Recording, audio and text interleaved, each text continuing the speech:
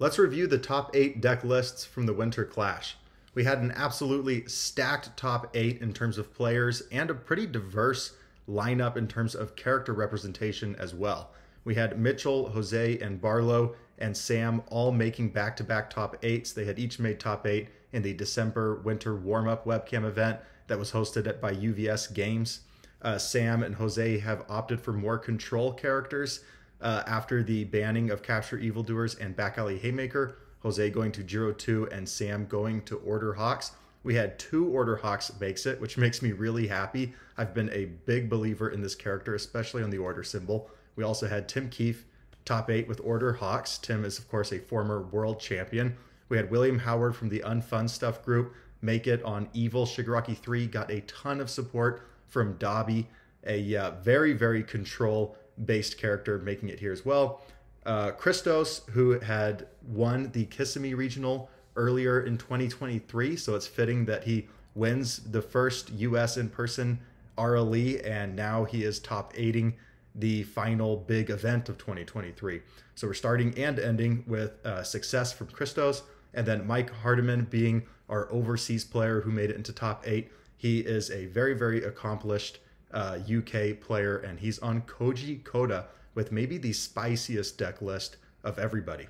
Let's start out with the 2 Order Hawks. I'm going to put them back to back here, even though Sam got 5th and Tim got 8th. Basically, any Order Hawks deck list starts out with Hawk's Feather, Vile Seizing, Feather Sword Slash, Indiscriminate Shock, and Feather Storm. Pretty much every list is running at least those 5 attacks. We can look at Sam's as well: Vile Seizing, Sword Slash, Indiscriminate, and Feather Storm. And then you just add in a few other attacks for spice from there. We can see Tim adding in High Engine Kick, a way to filter your hand and look for attacks. Or it can just become an 8 high 4 that you can then swap to become a 4 high 8, respond your character, make it a 5 high 8. Flurry of Punches is really cute with feathers. You can make your next attack at +2 difficulty, +3 speed, and +3 damage, and then play a feather that is now a 4/4 feather instead of just 1/1. Then you can give it 2 damage, and now it's a 4/6. That is pretty solid. And then, of course, Reciprocal Burst is maybe the best dunk that Hawks gets, as long as you have the momentum to make it active. So you don't want to see this attack super early, but late in the game, you almost always want to see your Reciprocal Burst. If you have any way to commit down your rival's reset, then you can just send in like a 20 low, 22 Reciprocal Burst and just end the game. We are pretty heavy on assets and actions. You can see we're playing a little less than 55% foundations, 33% attacks, and then got about 12% with the assets and actions. We have the training weights to make these strings of feathers. If you find like Feather Storm, you can play all these feathers, and then they are just, you're giving every single thing +1 damage after that point. We got 2 showdowns. We can always make something a high. We're very good at reducing speed, so the 3 block modifier doesn't feel too bad. And then we can selectively commit down their best defensive pieces for when we're going to backswing them. 1 future is now an Engine Trouble for some more selective committal, and then a few Fierce Wings. Again, if we need that Engine Trouble, we can just use Fierce Wings, grab Engine Trouble. We can use Fierce Wings to grab a Hawk's Feather if we don't have all 4 in our hand. Or early in the game, we can just use it to grab whatever foundation we want to build. Foundation-wise, Tim is very aggressive on Hero Killer here. Remove after your rival builds or unflips a foundation. Remove it. This is going to be some pretty solid board control, especially against the likes of like Overhaul, for example. But it also gives us this incredible deadlock. Your weapon attacks gain stun 2 for the rest of the combat phase. If Hawks has a hero control on stage, you're basically just not allowed to go into deadlock, because if they start Feather Storm into Feather, into Feather, into Feather, that's stun 8 right there, and then they can just hit you over the top with this Indiscriminate or Recipro for the finisher when you're totally committed out, and that's going to lead right into that Indiscriminate game plan. If you can't escape me, again, incredible deadlock, but also just really strong in the current meta that cancels any ability where they add cards to their hand. If you're on these symbols, I feel like you have to be playing at least 2 of this card. New number 1, Sticky Balls. Yeah, Ice Gliding. I feel like all these are pretty obvious. The main card that I kind of disagree with here, although Tim is a much better player than me, so I kind of lean that I might be wrong rather than just saying I'm right. But I'm not a big fan of relaxed demeanor. Flip, search your deck for one attack and add to your discard pile, so it makes you can go and grab the feathers, and then you have your feathers quicker. You know, this is a 64 card list. We're already running 3 Feather Sword Slash. I don't really think this is needed for the consistency, but I understand why it's there. Hawks is totally different when he has 2 feathers available rather than when he has no feathers. So I understand why it's there. I'm just not a big fan of it. It checks a 4. I think I'd rather be playing Calling for Backup here in our 1 diff mid block. We could be playing Tape. We could be playing Fusion. I think there's a little better stuff that we could be doing than Relaxed Demeanor. All right, and then Sam's Order Hawks list. Instead of High Engine Kick and the Flurry of Punches, running a Blood Moon Rending and Focused Attack instead of Reciprocal Burst. So both of these are double combo requirements that are pretty easy to fulfill thanks to Feathers. The Feather's going to fulfill the weapon requirement here. So if we go Feather Storm into Feather, it doesn't count. We can play Blood Moon Rending on a 5 from there, and then they reveal their hand. We get to discard a card. Discarding a card is going to be really valuable when we're just looking to overwhelm them through our number of attacks in our hand. And then Focused Attack is better than Reciprocal Burst early, and it's just extra deadlock threat. Maybe the best deadlock in the game on an attack next to Vile Seizing, and now we're running both. And it says this attack is +3 damage for each printed mid in your card pool. You can do that, and then if they're less than 6 health, just go ahead and swap your speed and damage. You're gonna have like a 13 mid for 6. It's gonna get crazy. It's mid attack. These feathers are mid. You can go Feather Storm into Feather, into Focused Attack, and then you can pick up your feathers with Feather Control. Play your feathers again for even more speed. There's a lot of stuff that you can do here. Sam is playing just 2 Showdown, 2 Fierce Wings, 2 Training Weights like Tim, but also 2 Suited Up. This is a really fascinating asset to use with Hawks. We get a lot of different ways to commit Suited Up to where it's giving us that +1 or -1 speed enhance response instead of the damage. We get Feather Sword Slash and Indiscriminate, and then this is super powerful on defense. We get all sorts of speed manipulation on the order symbol. We're then going to respond Hawks for another -1 speed, respond Suited Up for another -1 speed. Now it's like your Eraser Head. It just gets really crazy on defense. It's also going to help us out on offense. For example, all of these feathers say this attack is +2 damage. If you have a Suited Up ready, you respond Suited Up and give it another damage. So with a Feather Storm and a Suited Up out, all of your Hawks feathers are now 3 mids for 5s. And that feels really good, just to hit them with 3 or 4 straight 3 mid 5s. We're playing a lot of 1-ofs on the 2 diffs and the 3 diffs. Again, we can go and grab those with Fierce Wings. So if there's one that we really want to build, we can just go and grab it. We've got the Hero Killer at the 1, the Can't Escape Me. We also have number 2 Pro Hero. This has been putting in a lot of work in my testing, the discard momentum and cancel any rival ability that commits or seals foundations. Got the 1x Incompatible Quirks. Hacker Extraordinaire is pretty cool. I'm pretty surprised to see Hacker Extraordinaire without the Reciprocal Burst. It feels like it can kind of lend itself to a Reciprocal Burst in the sense that you're getting free momentum, but it's basically just more way to draw. Instead of calling for backup or playing Passing the Torch to draw, this makes sense if you're a character that wants to play a longer game. Proud Scion, I'm pretty surprised at the 3 diff slot, but I understand why it's there. It can be very powerful for Hawks to get down their speed hate that they have on their stage. And then we are playing the Tapes. This is a little bit bigger of a deck than Tim's. Tim was at 64. Sam is at 69 cards.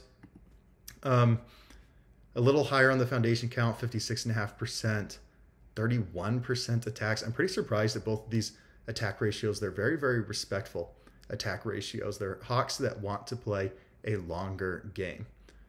All right, and then at 7th place on Void Edge Shot, we have Barlow. Barlow also made top 8 with Void Edge Shot at the December Winter warm-up webcam event. So you can go and look at his list there as well. The main change that I saw was simply that Barlow went from like 60 plus cards to 53. So really trimmed down the list and took away all the fluff and just kept what he wanted to ski consistently. So on the attack lineup, we got our 4,000 Sheep Pierce, 4 Canyon, 4 Titan Cliff. All of these are going to allow us to get more responses off for edge shot. They're going to allow us to dig deeper into our deck to find attacks. So we're a 7-hander. Here we're going to see 2 more cards. Here we're going to see 3 more cards. We're pretty consistently going to find the gas to be aggressive early. Now this deck has options. If it doesn't find the gas early, or if it doesn't win early, you do have Barrier Shield for some disruption. Edge shot gets some defense on face with the -1 to your block modifiers. You get cards like Heroic Lineage, Patient Observation, Ultra Regeneration.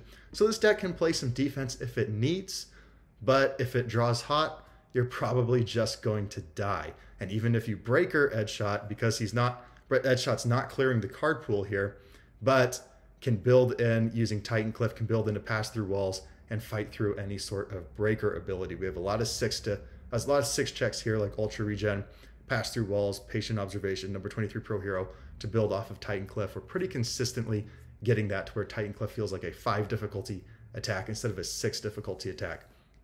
I really like electromagnetic bullets here. It's cool to see one of these children attacks really get used in a top 8 deck list. After you play this attack, flip 1 foundation, but it is a 3/6 flash attack, so it's overstatted. It's flash, and then Edge Shot goes at response speed, can add like 3/3 to this, and just say, you know, as their 5th attack, hey, catch this 6/9. Most of the times after someone has blocked 3 or 4 times, they're not going to then be able to block a 6/9 flash attack. Really, really cool finishing move here. Let's move on to 6th place, Mike Hardiman. This deck is a Tasty Riff deck through and through. It is 62 cards. We're only playing 16 attacks, but it's very consistent in finding the gas because Tasty Riff is going to draw 3 cards. If it hits, we can then play Agile Drop and say, let's go find our Tasty Riff. We can use UA High, go grab Tasty Riff. We're then going to be drawing with Coda later on. All of these attacks are allies. Very, very consistent here at always getting your Tasty Riffs in your hand and being able to play them. Command Pigeon Flock can build in any ally foundation. We have a lot of different choices. Raiding the Villain's Hideout, Friend of Animals, Male Bonding, Manly Friendship.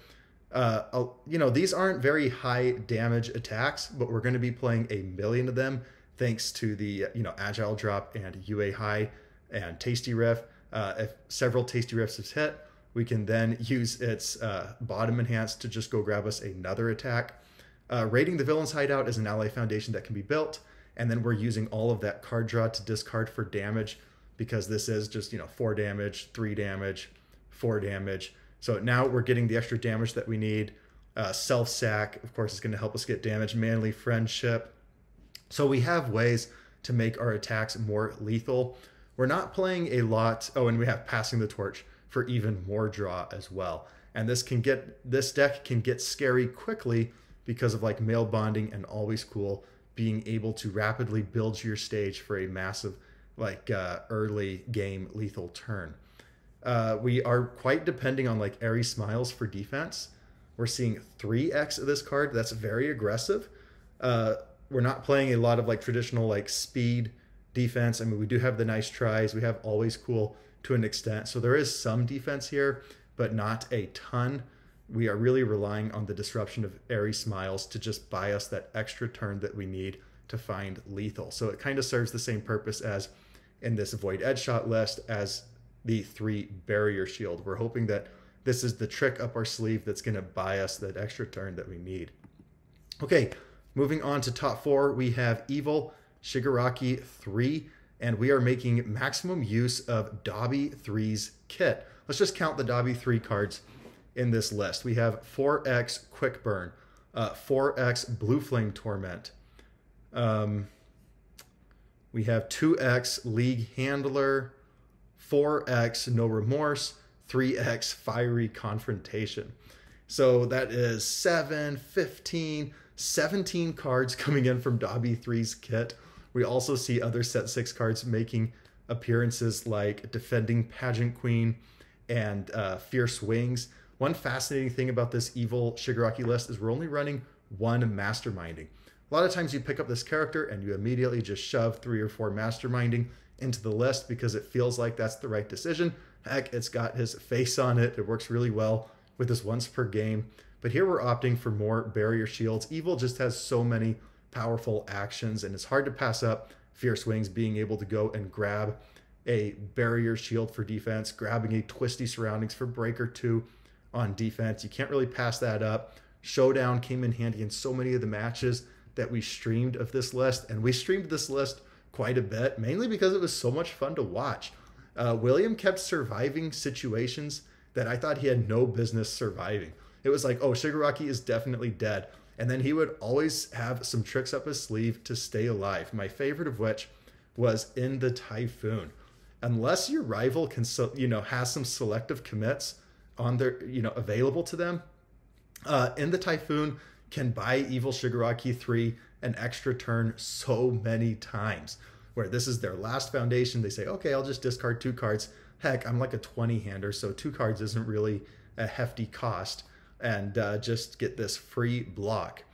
The attack lineup is pretty straightforward. Of course, we're going to play Blue Flame Torment, Vile Seizing, Tongue Web. I feel like all of these are non-negotiables.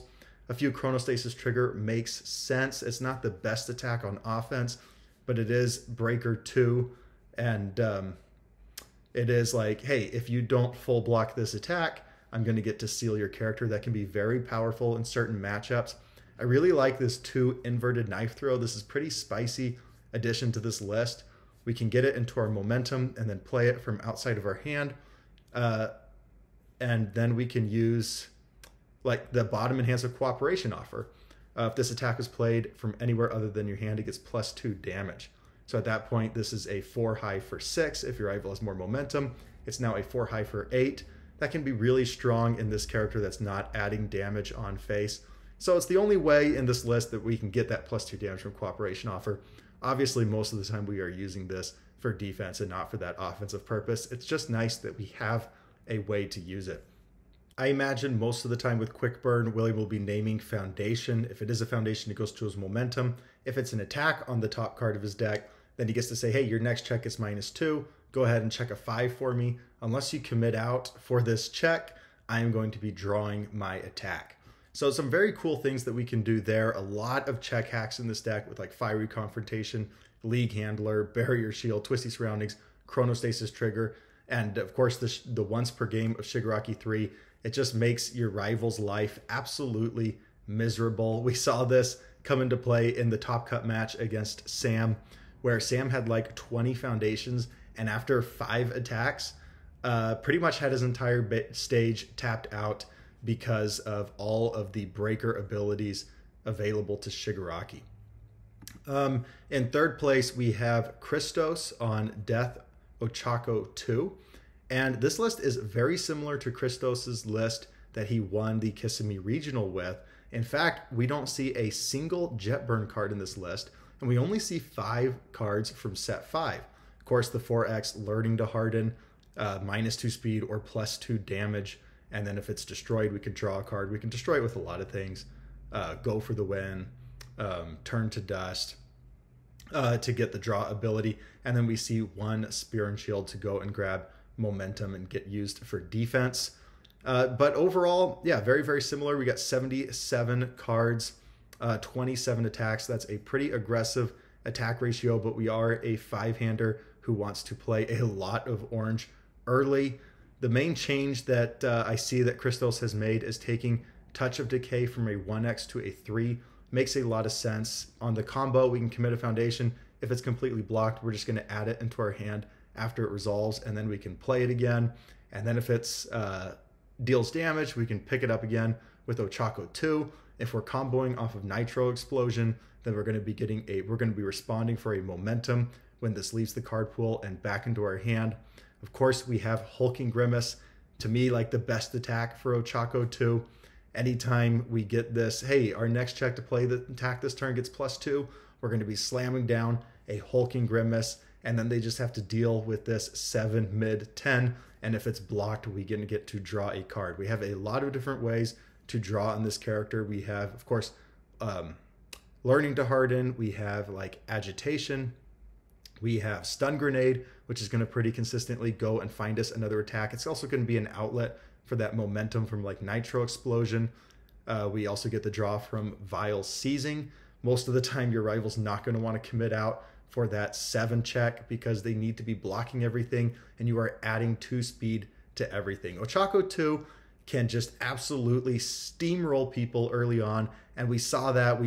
The first match that we saw in Top Cuts was Christos versus Mike, and Christos won very early in both games, just steamrolling Coda. Let's see here. Anything else that I want to mention? Not really. It's very, very similar to the list that won Kissimmee, just showing that Death Ochako 2 is still very, very strong. And then here in second place, we have Mitchell on basically the same list that he made top 8 at the December webcam event. In fact, I think it's the exact same list. Of course, we got Sound Waves, Jolt, Home Run Comet, Double Jab Pummel, 2x Falling Skies, and 1 Indiscriminate Shock. A little surprised to only see 2 Falling Skies, but it makes sense. It's hard to take out any of these other 16. We're running a 51 cards. We're trying to be very, very tight with the deck list, and we always want to see the double jabs. And of course, you can't take out the charged weapon Home Run Comet. Other set 6 cards making its way into this list. We have Flustered. At a 2x, we can take away one of their momentum, or we can draw a card. We love flip draws as Jiro when we get to look at the top 2 cards of our deck and put them in the order that we want. Go ahead and put the attack on there and draw it with Flustered, or draw it with like Destined for Mainstream Success or Latent Skill. A lot of different ways where if we see an attack there, we're going to pull it into our hand. Momentum Hate. There's a lot less of it now with Capture Evildoers, which makes the momentum hate that we do have even better because people are expecting it less. Return of the King. We can block and then build it down if we have a momentum. And we can just commit for -2 to our block modifier, basically -2 speed, and it's a solid low block in a deck that is only running 14 lows. And then let's see, we also have 1x quick response, destroy something, give our high attack +2 speed. Most of the time we'll be using this on Home Run Comet and Falling Skies. So very neat to see Air Jiro utilizing all the new tools that it got from Jetburn. And then in first place, we have Jose Norono on Jiro 2. And Jose said after the event that about 50% of his games were won through applause counters, and 50% of the games were won just by killing his opponent. Now, Jiro is going to say if this attack speed is 4 or greater, it gets -2 speed, or we seal and ready 1 foundation. So Jiro can play these really long attack strings because of this. And after our attack deals damage, we're going to gain 3 applause counters, which if we have a Jiro's base out, we can then turn these applause counters into speed and damage. Or we can just use Jiro's base to make every attack that hits get us basically 5 applause counters instead of only 3, and win very quickly that way. Because Jiro doesn't add speed on face, Jose is playing a lot of attacks that have at least 4 speed themselves, or even more, right? Tongue Whip is a 4 speed attack, but it's effectively 5 speed and gives +1 speed to all of your future moves.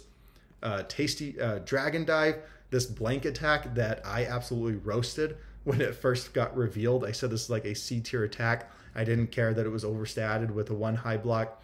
I said nobody would play a blank attack, and here Jose is, maybe the best player in the game, proving me wrong and winning an event with 3x Dragon Dive. So I'm going to go ahead and take the L on this one. I saw a lot of times just a 6 speed move, putting in a lot of work. Of course, we have the Tasty Riffs. Once we have 8 applause counters, we're going to be able to go and grab another attack into our hand. If we want, we can pretty much build anything that we need from our discard pile using this. We're already a 7-hander. They might just let us become a 10-hander if this deals damage. We have 4x I Won't Back Down, which is just incredible deadlock. You know, the life symbol, we typically see the life symbol not have a lot of deadlock. At least when I'm playing a life symbol deck, I always feel safe to go into deadlock because they typically can't punish me.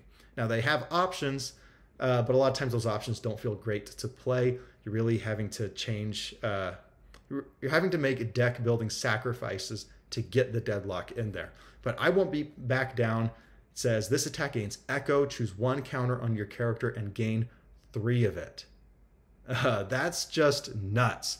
Just saying, hey, in Deadlock, this is just going to get me 6 counters right away. So you're just not allowed to go into Deadlock against this deck. I can always Tasty Riff and go and grab it. We're playing 4x of the win con here through applause counters. This card also has Breaker 2. I did not fully realize that this card has Breaker 2 on it until we were watching Jose's games and realizing how many times this card was great on defense. 5 high 4, so it's pretty well statted for speed. If you have 25 or more applause counters, you win the game. 4x of this card, and we can always go and grab it with Tasty Riff when we're actually ready to win the game that way. 2 UA high to go and grab more Tasty Riffs. On defense, we're playing pretty traditional life defense. You know, you're not going to be surprised when I tell you Release, Passing the Torch, Wall Cling, New Training Method, Faith Shield. These are all very standard cards, but we are adding in some set 6 cards, especially from Jiro 2's kit herself, with Dance Routine to give a speed or -1 speed. This is Tenacious. That's really the only way from this foundation lineup that we're adding speed to our moves. Soulful Rendition, basically going to be a Breaker 1, or if we have 2 of these out, we can always just gain an applause counter. And then Vast Strength, we saw put in a lot of work in the finals against Mitchell, because it says remove after an attack is played, it loses all non-keyword abilities. So we saw one instance where Mitchell played Specialized Sound Waves, stacked his deck, put a 2-check on top, and then before he could play the draw response, Jose says, I'll remove Vast Strength, it loses its abilities. Now you have a 2-check on top of your deck that you can't get rid of. Very, very cool there. And if it's in the disc, you know, it's only being run at a 1x, but if it's in the discard and we really need it, we can just build it straight in off of Tasty Riff. Most of the time we're going to have, I mean, if 1 attack hits, we can build in Vast Strength for free. Tasty Riff is just nuts. We saw a lot of this card. I might even say it was the MVP of the Winter Clash because of this list and the Coda list basically running entirely through it. I feel like we saw this card a lot. It kind of, anyway, to me, it's my MVP of the weekend. But that's going to be it for Jose's list. Congratulations to Jose for taking down back-to-back December webcam events. Did the first time with Ryukyu, and now switching to a much more control-based character and winning with Jiro 2.